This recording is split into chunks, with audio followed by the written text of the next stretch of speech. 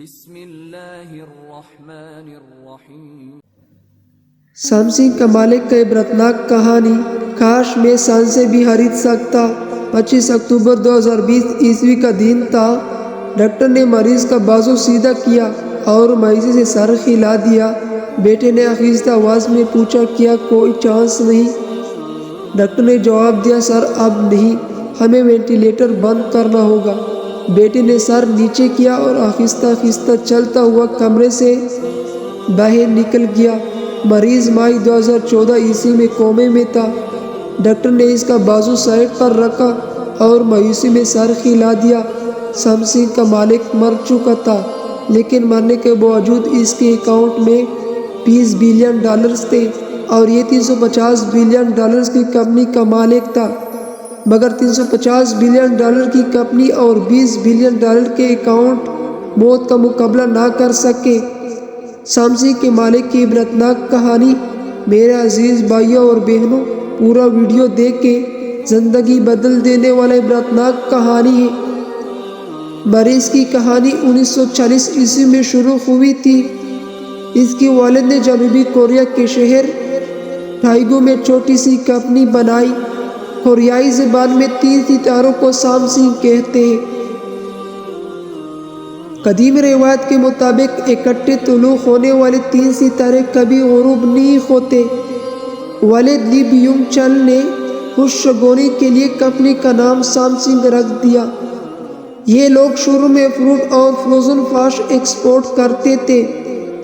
دوسری جنگ عظیم کے بعد تعمیر شروع ہوئی تو سامسنگ خوراک سے کنسٹرکشن انڈسٹری میں آ گئی اور اس نے دھڑا دھڑ عمارتیں، پل اور سڑکیں بنانا شروع کر دی۔ لی بیونگ چل نے ان کی ٹیکوں میں کروڑوں روپے کمائے۔ یہ سمجھدار انسان تھے، یہ جانتے تھے انسان کو اپنے سارے انڈے ایک ٹوکری میں نہیں رکھنے چاہیے۔ چنانچہ یہ کنسٹرکشن کے ساتھ ساتھ ٹیکسٹائل، فیشن اور الیکٹرانکس کے کاروبار میں بھی آگے گروپ بڑا ہوتا چلا گیا۔ لیکن ہی لی بیونگ چل کے تیسرے بیٹے تھے۔ یہ کم ذہن اور لاعقل مزاج کے لڑکے تھے۔ پڑھائی میں دل نہیں لگتا تھا، لیکن والد انہیں خیر خال میں پڑھنا چاہتے تھے۔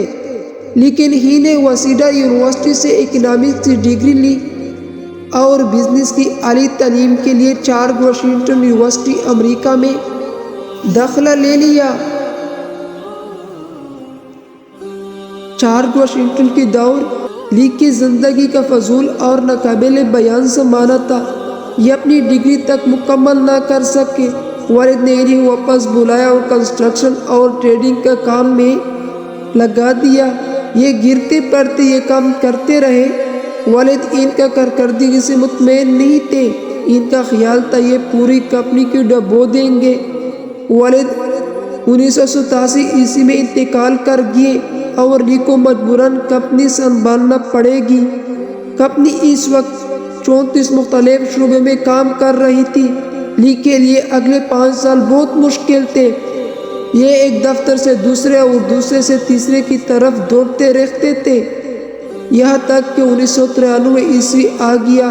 لی کو اچانک محسوس ہوا، ہم بہت زیادہ مصنوعات بنا رہے ہیں، جس کی وجہ سے ہم کوالٹی میں مار کھا رہے ہیں، جبکہ ہمارے قریب صرف ایک کام کرتے ہیں اور ان کی مصنوعات کوالٹی سامسنگ سے بہت بہتر ہے۔ لی کو محسوس ہوا، ہم نے اگر اپنے حریفوں کو کوالٹی میں مار نہ دی تو ہم پٹ جائیں گے۔ چنانچہ اس نے ایک دن اپنے تمام ایگزیکٹیوز کو جمع کیا اور ان سے کہا، ہم آج سے اپنی بیوی اور بچے کے علاوہ سب کچھ بدل رہے ہیں۔ تم لوگ نقصان کی پرواہ نہ کرو، ہم اگر فٹ پاتھ پر بھی آ جائے تو بھی کوئی مسئلہ نہیں، اب بس صرف اور صرف کوالٹی پر توجہ دے۔ ہماری پروڈکٹس ہر صورت مارکیٹ میں نمبر 1 ہونے چاہیے۔ سامسنگ کے لوگوں کو گارنٹی ہونا چاہیے۔ یہ میجر شفٹنگ تھی۔ کمپنی کے انتظامیہ نے سمجھنے کی کوشش کی، لیکن وہ ڈٹے رہے۔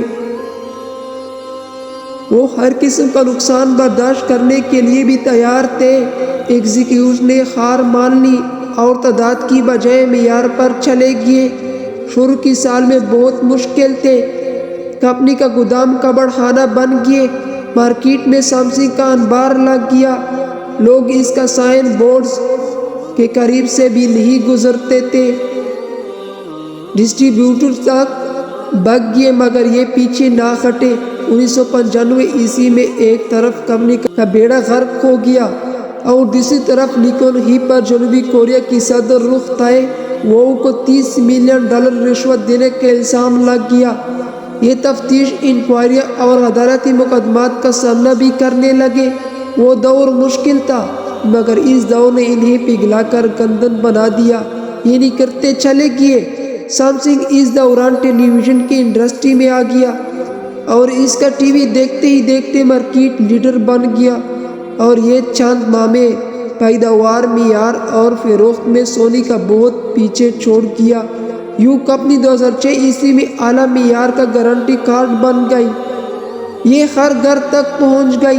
نیکون ہی نے 1998 میں اسمارٹ فون کے یونٹ بھی لگا لیا۔ یہ یونٹ گلیکسی کہلاتا تھا۔ گلیکسی مارکیٹ میں آیا اور اس نے کشتے کی کشتے لگا دیے، یہ بھی دیکھتے ہی دیکھتے عالمی برانڈ بن گیا، جس کے بعد سیمسنگ $350 بلین کی کمپنی بن گئی۔ نیکون ہی کا فوربس نے 2014 میں دنیا کی 100 با اثر ترین لوگوں کو لسٹ میں شامل کر لیا اور یہ کوریا کی امیر ترین شخص بھی بن گیا، یہ اسٹیٹ سے بھی امیر ہو گیا۔ نیکون ہی کی کامیابی کا پہلا ستون ٹیکنالوجی تھی۔ سیمسنگ کا کار R&D بہت مضبوط تھی، اس نے اعلیٰ ترین سافٹ ویئر اور ہارڈ ویئر انجینئرز بھرتی کر کے رکھے ہیں، جن کی وجہ سے یہ گروپ پچھلے 10 برسوں سے مارکیٹ کو لیڈ کر رہا ہے۔ دوسرا، یہ گروپ معیار پر کمپرومائز نہیں کرتا۔ اب ان کا کوئی پروڈکٹ اٹھا کر دیکھ لے، پیکنگ سے لے کر سائز تک، آپ کو اس معیار حیران کر دے گا۔ اور تیسرا، نیکون ہی خرید و فروخت کا ایکسپرٹ تھا، یہ راستے کا ہر ریکارڈ خرید کر یا گرا کر آگے نکل جاتا تھا، یہ جنوبی کوریا کی قوانین تک بدل دیتا تھا، یہ اپنی مرضی کی حکومت بھی لے آتا تھا اور اعلیٰ عدالتوں کی جج بھی بدل دیتا تھا۔ چنانچہ یہ اسٹیٹ کی اندر ایک اسٹیٹ بن گیا اور یہ اسٹیٹ اصل اسٹیٹ سے بڑی اور مضبوطی تھی۔ اب جنوبی کوریا کی تاریخ نکال کر دیکھ لے، آپ کو ملک کو ہر سیاسی اتار چڑھاؤ کے پیچھے سیمسنگ اور نیکون ہی ملے گا۔ یہ درجنوں مرتبہ انکوائریوں، تفتیشوں اور مقدمات کی ہدف بنا، اس پر صدر کی رشوت دینے کا الزام بھی لگے اور اسے سیاسی خرید و فروخت کا بیوپار بھی کہا گیا۔ 2008 میں اس پر ٹیکس چوری کے الزامات ثابت ہو گئے، اسے سزا بھی ہوئی، لیکن اس نے عدالت اور حکومت دونوں کو خرید لیا، سزا معاف ہو گئی، تاہم اسے انٹرنیشنل اولمپک کمیٹی کا عہد واپس کرنا پڑ گیا۔ یہ پورے کوریا میں بدنام تھا مگر اسے کوئی ندامت، کوئی پریشانی نہیں تھی، یہ میدان میں ڈرتا رہتا تھا، یہ خود اپنے منہ سے کہتا تھا، اب اگر دولت سے آسانیاں نہیں خرید سکتے تو پھر آپ کو دولت مند ہونے کا کوئی فائدہ نہیں۔ چنانچہ یہ سامنے موجود ہر شخص کو چند لمحوں میں خرید لیا کرتا تھا۔ اس کی یہ عادت اتنی پختہ ہو چکی تھی کہ اس نے آخر میں زندگی کو بھی خریدنے کی کوشش شروع کر دی۔ چیئرمین نیکون ہی کو 2014 میں ہارٹ اٹیک ہوا اور یہ کومے میں چلا گیا۔ اس کی وصیت کے مطابق اسے وینٹیلیٹر پر شفٹ کر دیا گیا اور اس کے لیے نئے ادویات کے ایجاد کا کام شروع کر دیا گیا۔ سیمسنگ نے درجنوں ریسرچ اداروں کو فنڈنگ کی، بڑے سے بڑے ڈاکٹروں کو بندوبست کیا اور قیمتی سے قیمتی ترین ادویات بنوائے گئے، مگر نیکون ہی کومے سے باہر نہ آ سکا۔ اس کے بیٹے لی جے یونگ نے کمپنی کا عنان سنبھال لی۔ یہ اپنے والد کا ایک بار اپنے پاؤں پر کھڑا دیکھنا چاہتا تھا، اس کی شدید خواہش تھی، ایک بار اپنے منہ سے بولے، یہ اپنے ہاتھ سے کہے اور ایک بار جی ہاں، ایک بار اپنی کھلی آنکھیں سے سیمسنگ کا نئی اسکرین دیکھے، لیکن لی جے یونگ کی کوئی کوشش بار اور نہ ہو سکی۔ اور یوں 25 اکتوبر 2020 عیسوی کو وہ شام آ گئی جب ڈاکٹر نے مایوسی کا اعلان کر دیا لیکن ہی قومے کا علم میں انتقال کر گیا اور اس کا جسم ٹھنڈا ہو رہا تھا۔ ڈاکٹر نے اس کا بازو سائڈ پر رکھا اور مایوسی میں سر ہلا دیا۔ سیمسنگ کا مالک مر چکا تھا لیکن مرنے کے باوجود اس کے اکاؤنٹ میں $20 بلین تھے اور یہ $350 بلین کی کمپنی کا مالک تھا، مگر $350 بلین کی کمپنی اور $20 بلین کے اکاؤنٹس موت کا مقابلہ نہ کر سکے۔ مسافر 6 سال کی طویل نیند کے بعد اگلے سفر پر روانہ ہو گیا، لیکن ہی کی موت نے ایک بار پھر ثابت کر دیا انسان دنیا میں دولت کے ذریعے سب کچھ خرید سکتا ہے، یہ کتنا ہی بڑا بیوپاری کیوں نہ ہو جائے، یہ ایک بھی اضافی سانس نہیں خرید سکتا اور اس کے پاس قدرت کے سامنے کرنے کے سوا کوئی چارہ نہیں ہوتا۔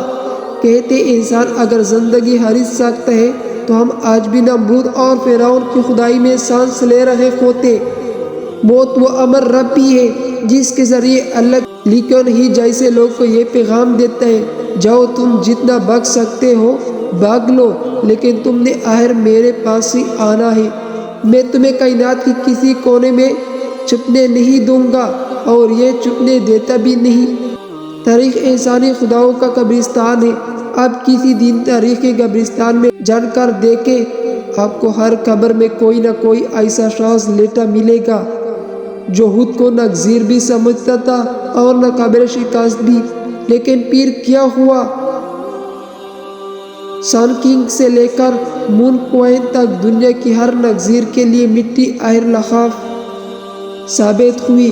اللہ کو اس دنیا میں لیکن ہی جیسا شخص بھی 6 سال ہسپتال بستر پر لیٹ کر آنکھیں نہیں کھول پاتا اور اس سے امیر تیمور اور ہٹلر جیسا شخص بھی خالی ہاتھ واپس جاتا ہے، لیکن ہم اس قبرستان میں پوری زندگی میں کی آوازیں لگاتے رہتے ہیں اور ہمیں شرم بھی نہیں آتی۔